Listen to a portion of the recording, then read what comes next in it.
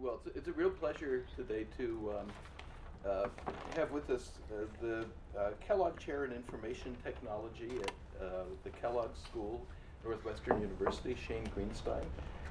Shane, I think, is one of the giants among social scientists who study the internet. He's not only is he a superb economist, trained at Stanford with a PhD, but he's one of the few folks who understands not just the social science, but also the politics and the technology. And his work has been incredibly illuminating, and it's on pretty much any topic that you could imagine.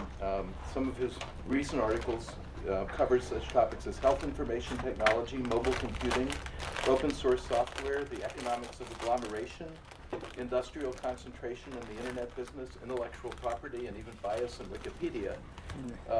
He's not just a prolific author, but also on the editorial boards of pretty much every journal that has to do with economics of information. And he also has an extremely entertaining blog called The Virulent Word of Mouse, which I recommend. And he has a new book that Princeton University Press will be publishing soon entitled Innovation from the Edges, The Growth and Evolution of the Commercial Internet. Well, it used to be called that. Yeah, they changed the title on me.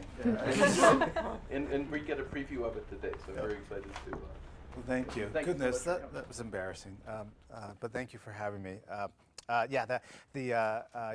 friend gave me. I've never written a book. We were just talking about cover to cover with one theme, and the friend gave me one piece of advice when you do that is to let the publisher tell you what to title it. And so I had to change the title, and so it's now called How the Internet Became Commercial: Innovation, Privatization, and the Birth of a New Network. And I would like to talk about it today. I have never presented it before, so I'm really excited to be here, and thank you for giving me the opportunity. I have to admit, it feels a bit like emerging from a cave after 7 years. So you'll forgive me, the slides are really busy. There are lots of words on them, partially because I'm just not familiar with presenting it, and I've got to remind myself. Also, the book is 155,000 words, so figuring out how to do that in 40 minutes is a bit of a challenge. I'm stuck with the content now. So by all means, though, tell me how to present it if I make a mistake. So here are the book's aspirations in a page. Why did the commercialization of the internet have such a transformative economic impact? Okay, that's the question. And I'm aiming this at any intelligent reader who's curious about the economic history of the commercial internet in the 1990s. I have to admit there's a slightly secondary audience, which is the internet policy community. And really the ultimate audience is my children, because they didn't live through it. And judging from the average age of this room, most of you didn't live through it either. So no offense, all right. So that's who this is written for. What are the lessons of that episode? If there's a conceptual contribution, it's to frame the history in terms of innovation from the edges. That's the phrase. There is an additional contribution underneath that is to address a number of economic myths and replace them with sound economic foundations, or durable economic archetypes, as I like to call them. And if there's actually even one other thing that the book does, it's just to fill in the gaps of what happened. Okay, so if nothing else. So why would you care about this? Well, the plain fact is we lived through something absolutely remarkable in historical context of the 200-year history of the history of capitalism in the United States. We saw something in the 90s that you just don't see very often. In less than a decade, we started with almost nothing, and then virtually every business was using this technology. Almost no industry went untouched. We had almost no supply at the beginning of the decade, and by the end of the supply, we had supply everywhere. And it was one of the most fastest growing networks of all time. By the end of the decade, we had half of the households online. It's just extraordinary. You just don't see this, okay? The other thing that was extraordinary is it was an example of creative destruction inside of an industry. You don't see many examples of this. It's one of the most overused phrases in popular conversation, but there's a serious academic question about what brings about creative destruction. So here we actually saw one, a change in the identity of the firms, change in leadership, change in the prevailing view inside the industry. Something comparable to the railroads and the automobiles, electricity, and television. And yet again, if you go actually read, why did this happen? How did this happen? There's actually a gap in the literature. So again, I think it's one of the biggest questions. I don't think there will ever be a definitive answer, but I'm going to try. Now, I have to say that the existing literature as it stands today tends to be pretty good when it comes to the history of invention. What it isn't particularly good at is what I would call the history of innovation, that is turning invention into something that's valuable. It's particularly infested with internet exceptionalism today, and which is something I'm going to argue against, which is that somehow the internet has its own unique economic rules, which I just don't think that's true at all. So that's where we're headed. I'm going to offer this observation, innovation from the edges. So let me give you a definition just to start. It's about 3 Ps. This is Professor's game show host we were talking about. So power, places, and perception. Okay, so innovation from the edges. First of all, it's to ask a question about who has the capacity to change the marketplace. Typically, we think of core firms as the firms who do so, and we're going to have here a set of firms from outside, a set of actors from outside the core, playing an instrumental role. Places, typically we talk about a small number of firms from whom change originates. We're going to talk about a situation here where the change is going to originate from a large number of actors from outside the core, so again, a large number of places. And then perception, the consensus about the source of value is going to undergo change. Again, often when we talk about industrial change, we talk about that happening in the core. Here, the origins of the change in perception is going to come from outside the core. And so that's the story. So I'm going to finish the introduction by saying what's my approach. Like the book and this talk, I'm going to try to do the same thing. My principal goal is to make a sound economic explanation accessible. So on the one hand, there's a large amount of academic literature underneath what I'm about to talk about. I'm going to hide it, okay? So I'm going to refer to economic archetypes and try to identify them and tell stories. Okay, so to make this accessible to those who don't necessarily talk about and read this every day. The book itself divides the topic into 3 parts: origins of the internet, then how things blossomed, and then that's sort of how we gave birth to the internet, the commercial internet, and then how things blossomed. I don't think I can cover that in this amount of time, so I'm going to mostly focus on the second part, the middle part, a little bit on the third part. And anticipating you're a technical audience, I don't have to explain how the internet works to you. Is that okay? Yeah. Okay, we're okay with that? Okay, good. Yeah, that's the presumption. We're well past the days where you have to ask the question, how many of you have an email address? Okay, so that's great. So I'm going to start in the middle of the book. Okay, you can interrupt me, by the way. I just wrote these slides last night and this morning trying to figure out what's the best way, but by all means interrupt me. I don't know if this is going to work, okay? And then I'll try to finish, at the quarter past the hour, so we have time for questions too. So I'm starting in the middle. So I'm just going to start in the middle. If you had to start with a technical audience, what do outsiders do? I think that this, to get you started, I would say they do the unexpected experiment. Okay, so I'm going to give you the unexpected experiment of 1994. This is it. This is internet in a box. It's a lovely, what a lovely little company they were.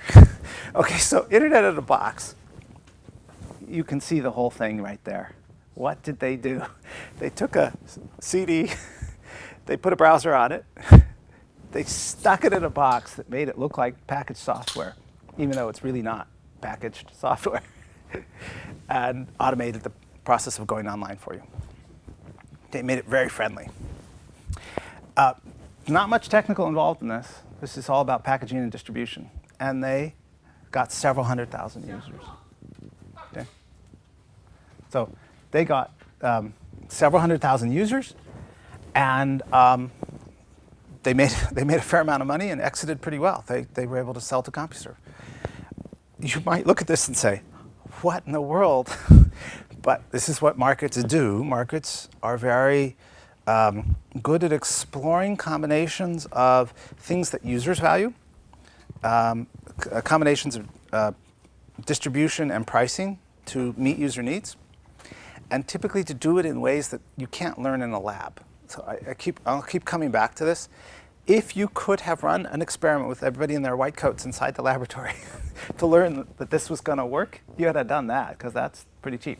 But instead, what you end up doing, what end up markets being really good at, is this kind of experiment to find out what kind of distribution appeals.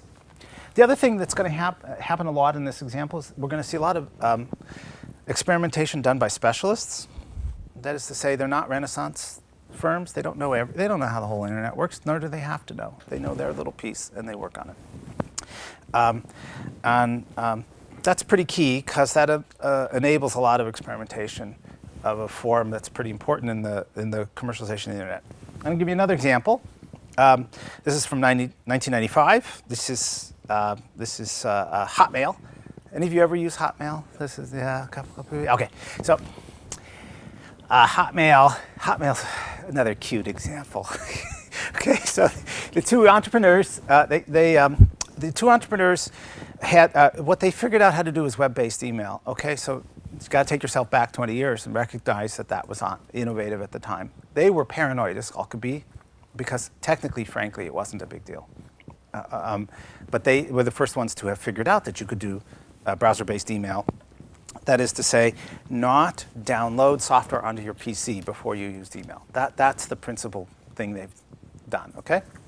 And what they did, they went shopping for a VC, for a venture capitalist, okay? So they presented these entrepreneurs to 20 different VCs a Potemkin proposal. They did with a business they had no intention of commercializing.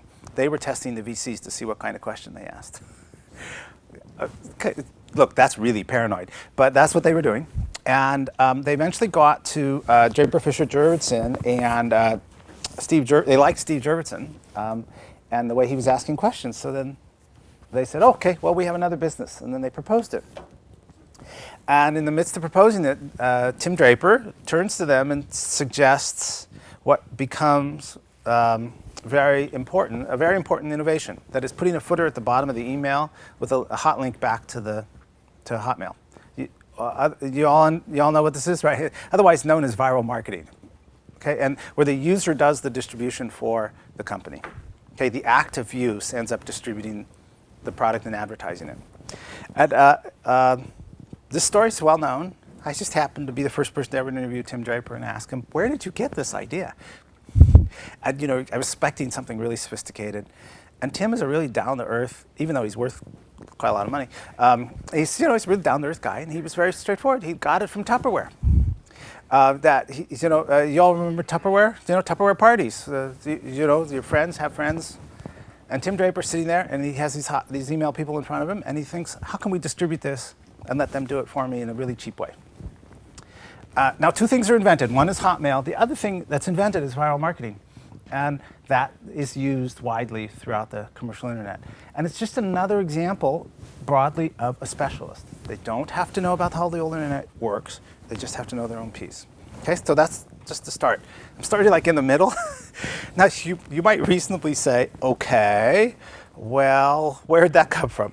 So let's at least, we're a technical audience, so let's concede the importance of the technology and organization behind here. That's the first part of the book, okay? So I'm going to take 4 chapters and summarize it in one slide, just because I hope you already appreciate this point, which is that there was more than 20 years of work on the internet before we reached this point. There's a living standards organization back there, both in the IETF and in the World Wide Web Consortium. Tim Berners-Lee, deserves the knighthood that he received. Tim Berners-Lee does something that is publicly spirited, and he's purposeful about it. Rather than starting a business, he starts the consortium in order to support open standards for a wide business. Lots of other people. And what that generates is all this inventive specialization. I mean, these 2 examples are just examples of something more generally that we see widely in the commercial internet. And there's a lot, right? There's both technology and organization behind there. Okay, so everyone should go, okay, fine. Right? I think most people appreciated this. You might still say, yeah, but come on, 20 years? How come they didn't find it in the 20 years earlier? And there, actually, there's something a little more deeper going on. It has to do with commercialization. It has to do with technology policy inside the U.S. federal scientific world. The National Science Foundation, this is a picture of Stephen Wolf, who ran the NSFNET. You go look at actually all the work that had been done on the NSFNET prior to commercialization, prior to privatization in particular. There was something called an acceptable use policy. So the United States has a very long-standing set of policies that scientific work inside research universities cannot start a new business that competes with an existing business. You probably didn't know that, but that's a long-standing rule. And the consequence was, when it was implemented on the NSFNet, you could not work on commercial matters. You couldn't run a bulletin board that was going to sell, secondhand tickets to the football game. You couldn't do certain commercial things inside the NSFNet. So even though the NSFNet it gets established in 1985 and is really thriving by the end of the 80s, there's very limited commercial experimentation going on in it. And so the sorts of things, the specialists that we just saw, you don't see anything like that in the universities. It's not funded. Nobody's even thinking that way. They're not even thinking about a different set of non-commercial, commercial uses. The other thing that's interesting, just to push a little bit more what commercial markets do, when you go and look at the privatization, again, this is the first 4 chapters, and I'm going to sort of skip this for the time being. Privatization inside the universities was about economies of scale. It wasn't about getting new users and new uses. So Stephen Wolf's very clear. Universities were using the internet as they had it. It was expensive.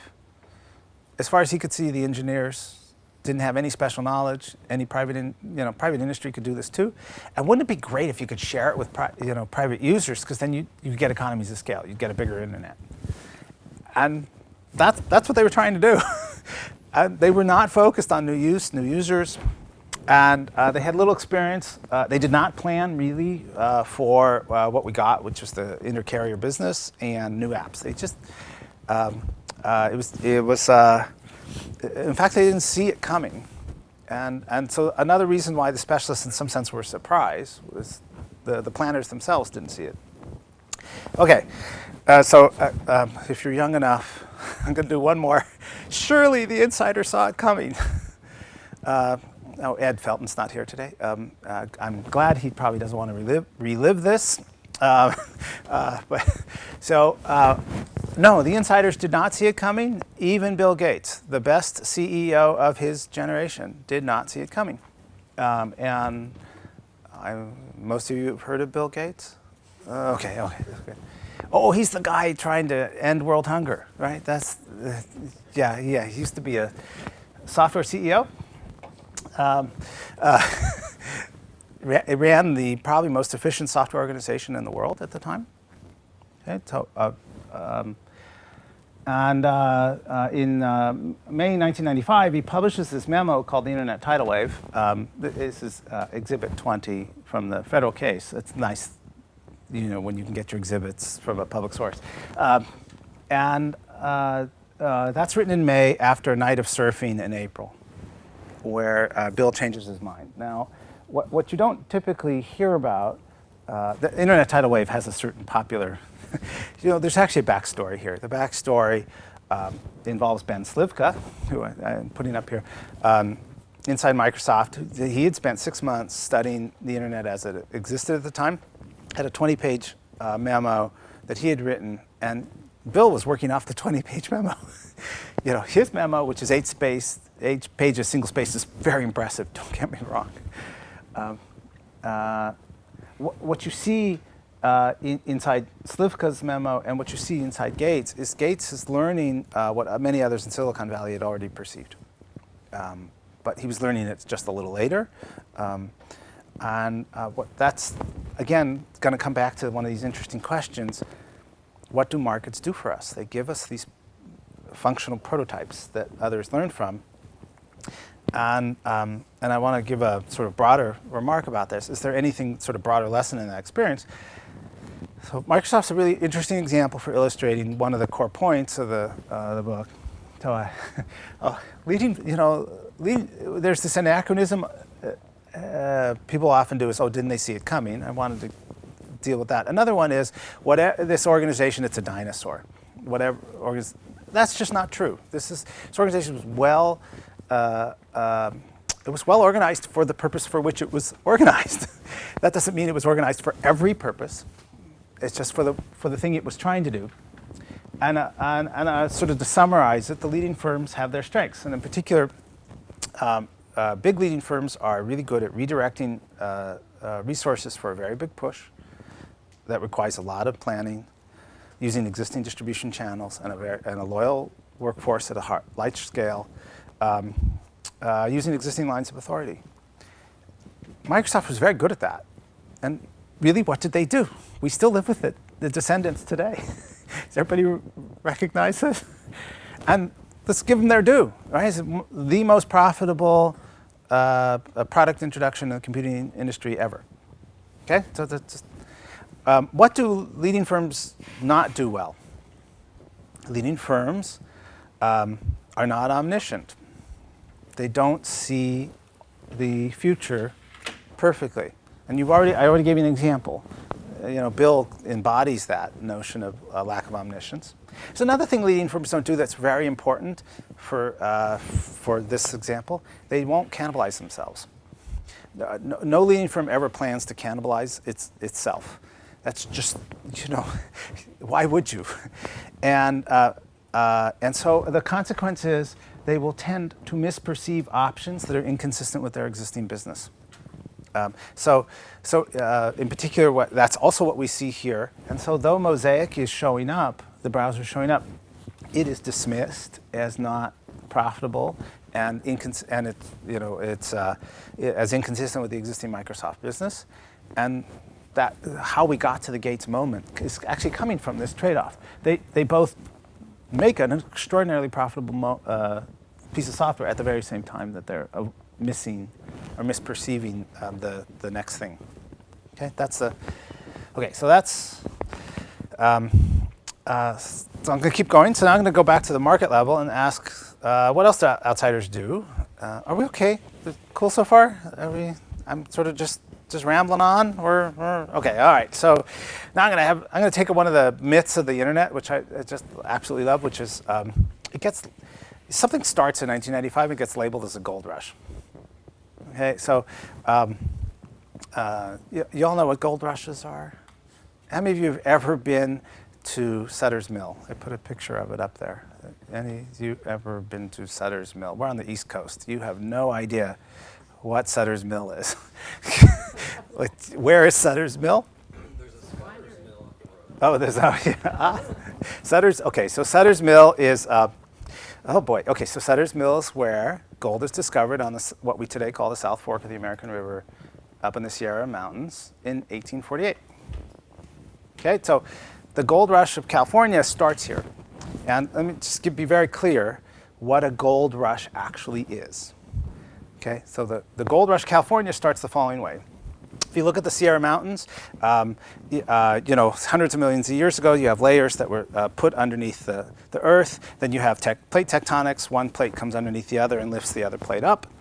Okay, the Sierra Mountains are the part that faces west is this part. The layers go like this. Okay, so the two plates meet. It's pointed up like this. Glaciers then do the rest, cut off a lot of stuff, expose a seam. Okay, approximately 10,000 years ago, the South Fork of the American River now starts and goes over one of the seams where the gold is. Okay, well, gold has this property that doesn't go very far because it's a very heavy metal. So it stays in the river very close to where it gets run off from the seam. So as it turns out, this particular seam of gold up in the Sierras is about 50 miles east of Sacramento, which is up the foothills quite a bit. And the Spanish had not been up there, despite having settled. And no one had really been up there. Nobody had figured it out. So the actual gold rush, the California gold rush, the 49ers of California, what generates the gold rush is the following. They finally get up that higher. Sutter gets up that high in order to get some timber that nobody had harvested. He builds his mill. It turns out just next to the seam of gold. He didn't know that. But one of his employees finds the gold. The information goes out, and then the hills get dotted with people who show up, who overrun the place trying to find gold. Okay, the economics of that. What is that? It's pretty It's a pretty minimal model. It's until sometime the value is unknown. Then it becomes known. It becomes freely known. You have unrestricted entry, and there's a race, and you get everybody looking at the same time. Okay, that's a gold rush. So you ask the question, was the internet a gold rush? And the answer is just no. If I'm being pedantic professor, the answer is no, it was not a gold rush. The commercial internet was known prior to 1995. There were early entrants. Firms called PSI, did you remember them, or UUNet? There were actual entrants. They just didn't make any money. They weren't gold. They didn't make any gold. And so if I was sort of being like I say, pedantic about it, about the detail. No, there's just not a gold rush. Yet, if you look more carefully, there's a grain of truth to that. The notion that something happens in 1995.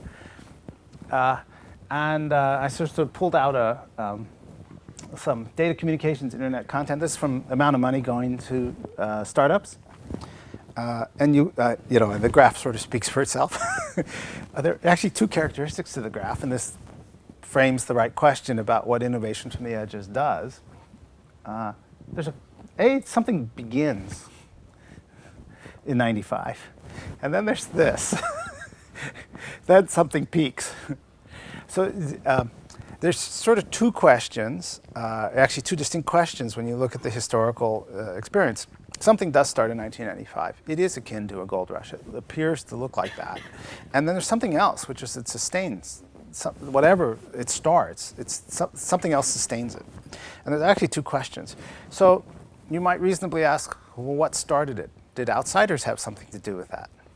Again, the answer to that is yes, outsiders did. Outsiders perceived a different notion of value, and that gets this started. And then you'll see that will translate into a different characteristic of how things ended. So, yeah. Yeah. Who is the insider? IBM, for example, AT&T. Yeah. We could keep going, but yeah.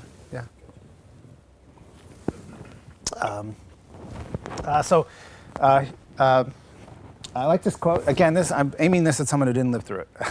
Jim Clark, who founds Netscape, says, I'd say there was a fair amount of skepticism at the time about the internet, that the internet held promise, and of course I felt that it did. And which, again, in retrospect, you can say, huh, really? But yes, the consensus did not perceive the internet's value to users, and the outsiders start a browser business with the intent of showing something that's visibly working, a prototype, and it has this consequence that it persuades CEOs and boards and VCs to invest because they can see what happens here, rather than having to tour the NSFNET and try to figure out the vagaries of the technology. They have this example in front of them from a specialist, again, on one thing. Okay, all right. So let's keep going, and then something happens, and this is the deeper piece of economics. Why does a catalyst like a firm like this end up getting us a new network? The hard problem in starting in technologies, when technologies diffuse, are there sort of two conundrums. One I call the adaptation conundrum, and the other one is the circular conundrum. So the adaptation conundrum is when a new technology diffuses into an economy. To be valuable, you have to alter it in different contexts in order to make it useful. And in every different context, it's a different kind of alteration. So the same technology never gets used the same way everywhere. So when you look at the major technologies of history, the ones that diffuse and change the entire economy, you see this characteristic of adaptation varying widely across the economy. And most users, businesses and users, don't want to do this investment unless they're sure it's worth their trouble. And that brings us to the second problem, which is the circular conundrum, which is the maximum value of technology, particularly a communication technology, arises when you have more users. And TCP/IP-based and web-based software, the value of it rises when you know everybody else is also using it.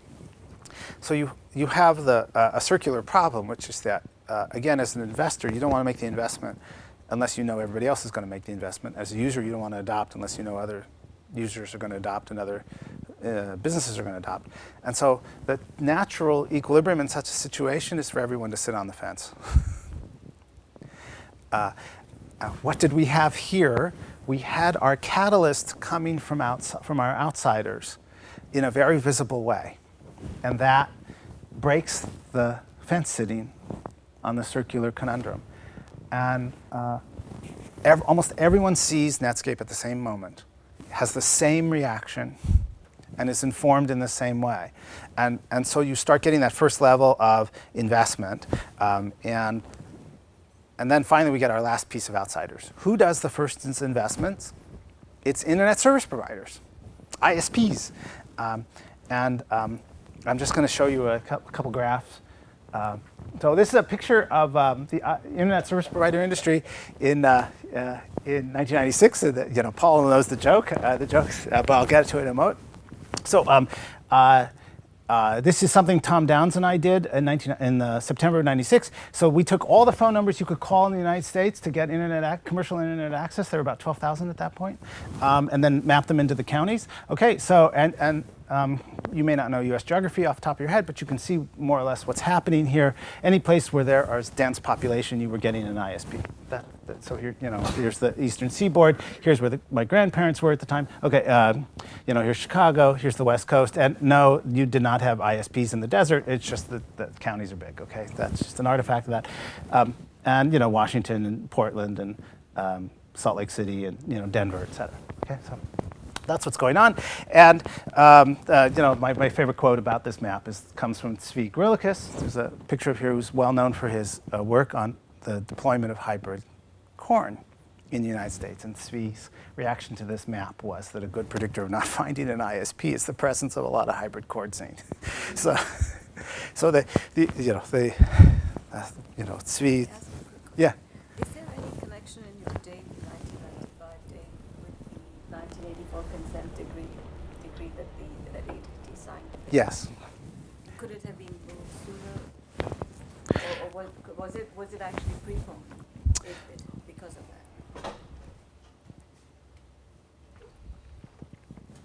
So there's sort of a simple answer and a deeper answer.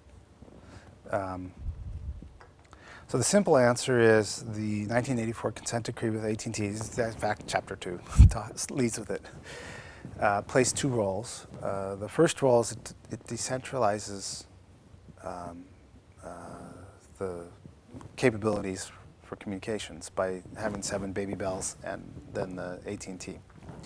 So decentralization is very important because you eliminate bottlenecks. It has a second consequence, which is the modified final judgment that the court implements. Places limitation on local telephone companies to be in the ISP business, basically, up until 1992. And that's consistent with FCC policy at the time, which was something called Computer 2, which was designed to limit the ability of the monopoly telephone firm from limiting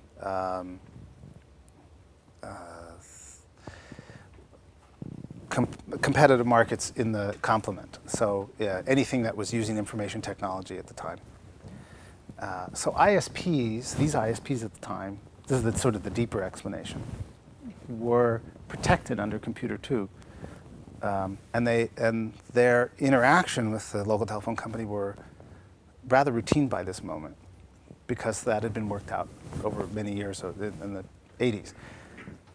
The interesting thing is it had been worked out for bulletin board systems. it wasn't worked out for the purposes of supporting the ISP industry. But bulletin boards and ISPs are not much different, as it turns out. The way, an ISP is a bulletin board with a back-end internet connection. And otherwise, they look actually very similar. So it plays a pretty essential role there. And if you look for one of the explanations for why we got such a massive entry, it's again because it was so routine. It reduced the frictions to entry here. Was that was exactly what you asked? Yeah. So just to skip to so this is fall '96. This is still not so dense. Here's where it's, here's 2 years later. Okay, here's the explosion. The adaptation and circular conundrums are overcome. I just the only way to say it, you see ISPs from everywhere, and I'll go one step further, both to your question. There was one other thing going on, and it's one of the other comments I have to make as a historian. I have to be honest about what's happening. A number of the bulletin board systems were unsavory. I don't know what else to call them. Sorry, they're pornography. Okay, and you don't. They're all over the United States, and they're protected under the First Amendment. And the consequence is when the internet deploys, you have these technologists all over the place who are become ISPs. And so in one of the peculiar twists on the First Amendment is it becomes a commercialization policy because it's, again, protecting the unusual and outsider. And actually, as I said, one of the things I walk away with here, which I would not have expected before I did the project, was how important it was to protect the outsider, who becomes the entrepreneur or the unusual entrant. Okay, so I'm going to finish up the story real quick. So adaptation, by the way, and it shows up in business as well. This is Irving, I will not pronounce it well, Irving Wlodowski Berger, who was the first head of IBM's internet strategy. Wonderful man. There's another thing that's happening at this time. Users are going online like crazy. ISPs are showing up. Businesses respond as well. And you might reasonably ask, what do they do? Well, you have adaptation there as well. Now, getting the internet in as a user, just like browsers and email, is just pretty easy, just like it is for users. But electronic commerce is not easy at all. And one of the ways IBM makes its comeback, they are at their death throes in 1994 and 95, and the internet ends up saving them. They make a business of taking their existing client base and producing middleware so that they have an internet business. And this is, again, what economies do well. There's a big opportunity, and there are firms who help established businesses change what they do. The book talks a lot about two of the canonical examples of the time. I'll just use one of them. One of them is UPS. So UPS, y'all know UPS, United Parcel Services. They send packages. So they bring in IBM. They put a front end on a front end web page on the UPS, and it feeds back into their mainframe to see where packages are. And their hope is to save a few dollars on some of their operators.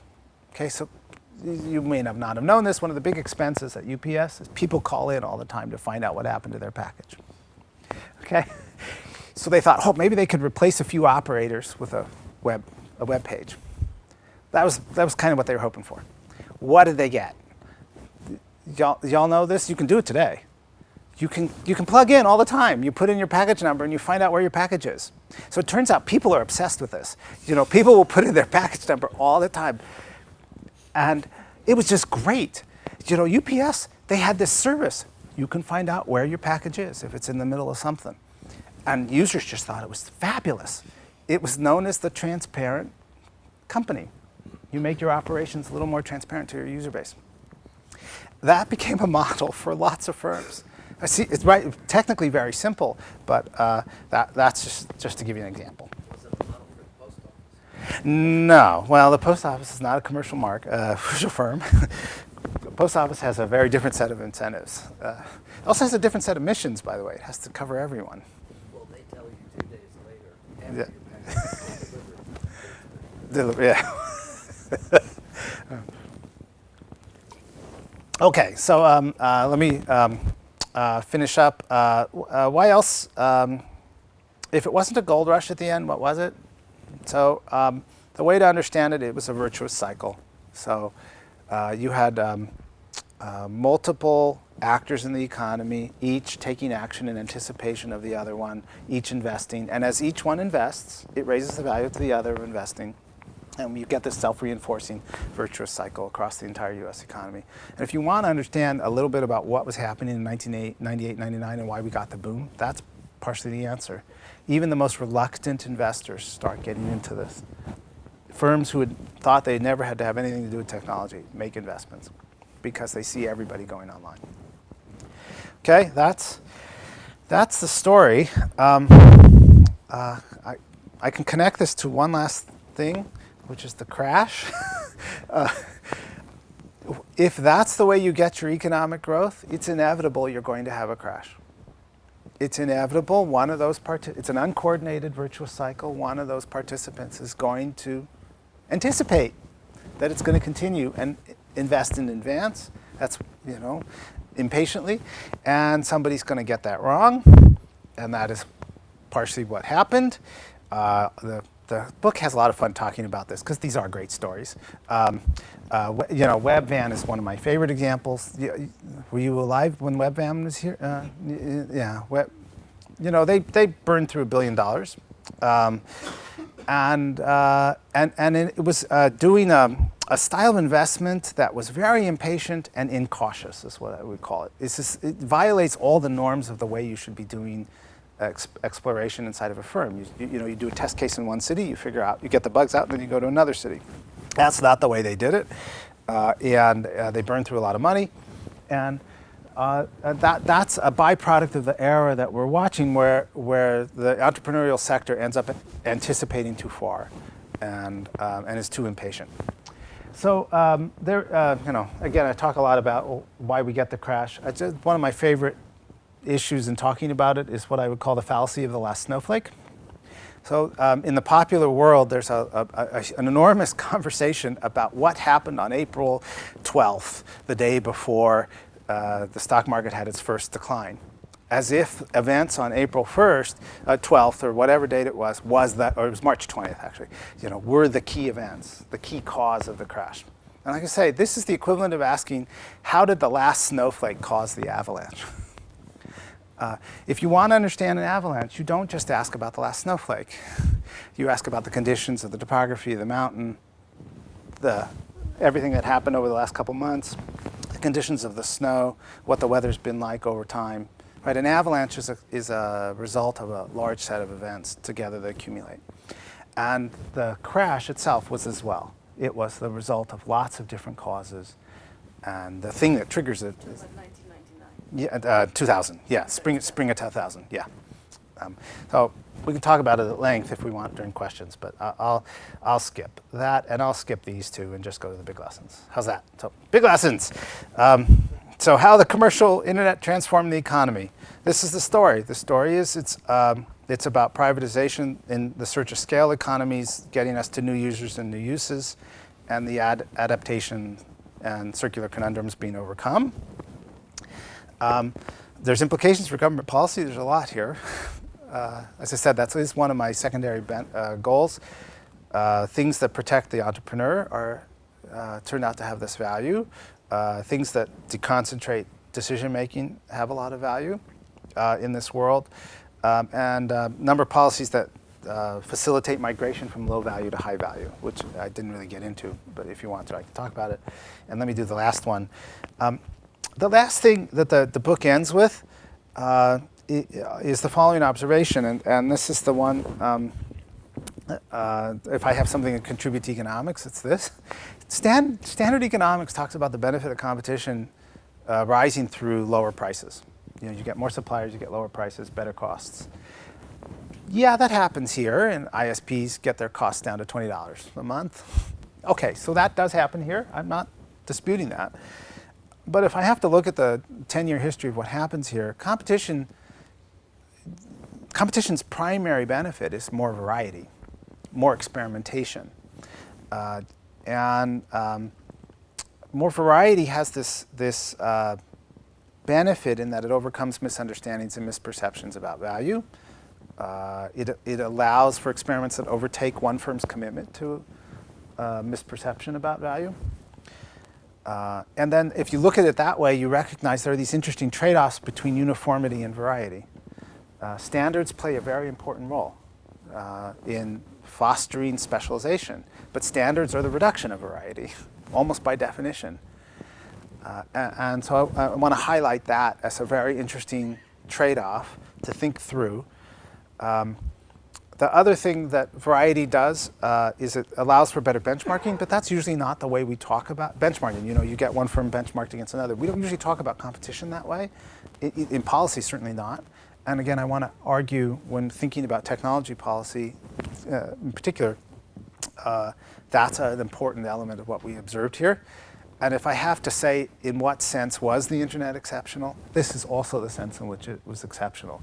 The reinforcement of deconcentrated decision making and high degree of experimentation and high variety was, at a historical level, something you don't see very often. That was extraordinary in this event.